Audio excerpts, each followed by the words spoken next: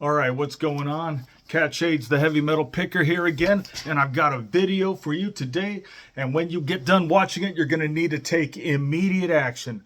Blaze McCuddles, what do you have to say about this? All right, whatever.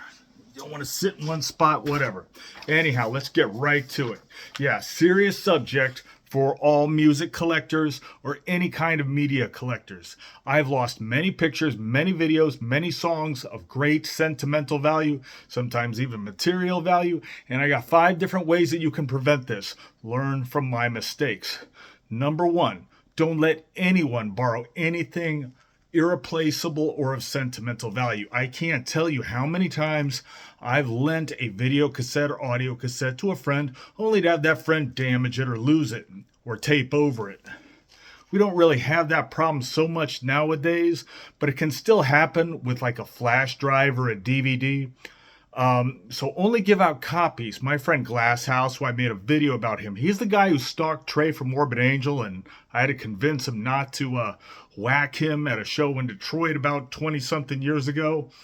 I lent this guy so many irreplaceable live and rehearsal videos and cassettes, and I'm a moron. I kept doing it even after he kept making the same damn mistake over and over again. It would be the same thing every time. Can I have my video or my demo back? And he'd be like, oh, I'll get it to you next time. I forgot it. And he'd never bring it back. Oh my God. Anyhow, next. Number 2, your collection could be flooded, burned, blown away, or stolen at any time. Even if it's not analog material, media material, it deteriorates over time. So back everything up. Do it right now. I've heard numerous stories about people storing stuff in basements. Now it's gone forever. Heard Phil Fasciano, Malevolent Creation, lost all his stuff in a flood. Sebastian Bach of Skid Row had all his stuff lost in a flood. Apparently Eric Rutan had that hurricane happen. And believe it or not, I don't know how much things of sentimental value he lost. Dave Kibler of Levidity, I asked him recently for old copies of his zine, Dreaded Zine, and he said, oh man, lost all that stuff in a flood. So you want to back it up right now. And that gets me to next thing right here. Never send anything irreplaceable or of sentimental value via the United States Postal Service.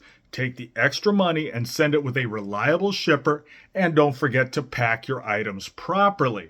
I once sent a large package of media from Austin, Texas, back home to Columbus, Ohio, when I was moving back from Austin to Columbus. Now, when it got to Ohio, it arrived 40 pounds lighter. The only books that were not stolen were 2 Bibles, a Quran, and my handwritten journals, some of which went back to the 1990s. So anything that was actually saleable, the post office stole. Now, I believe that they also stole several irreplaceable recordings. Yeah, they definitely stole a lot of my 1990s death metal demos, some of which are now worth a lot of money. But, you know, I could have taken that to Federal Express or UPS or whatever, and I wouldn't have this problem. Number 4, we're going to break this up into 2 different parts, and that is data failure. So always back up your flash drives and your hard drives. I have a duplicate, and I also have a cloud. So in 2 different parts of my house, I store my flash drives and my hard drives.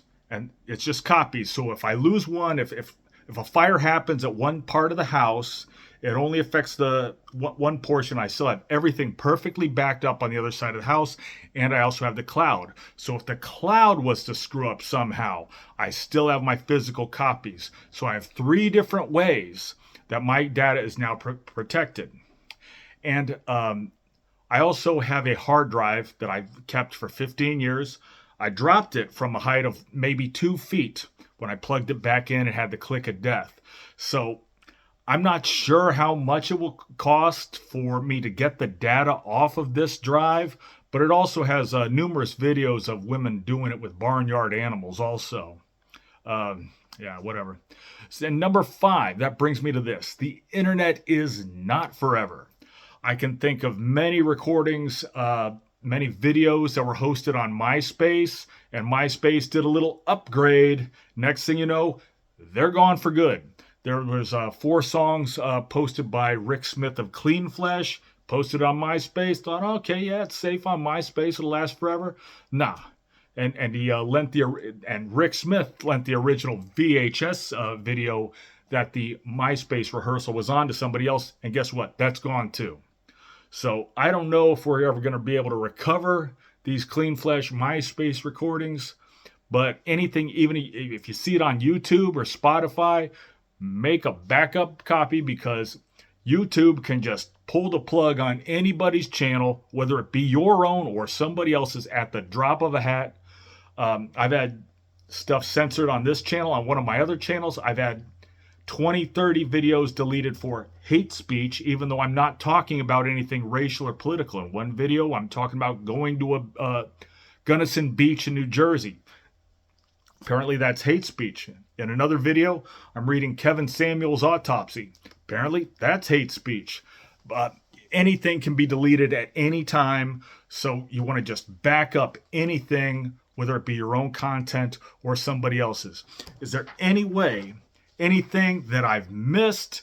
So, God, if you have any other helpful tips on how to prevent loss of content, loss of media, tell me, and maybe make a video of your own personal experience in this. Hopefully we never have to go through this again. What do you think, Mr. McCuddles? Yeah, I love you too. You're so wonderful. I love you forever. Meow.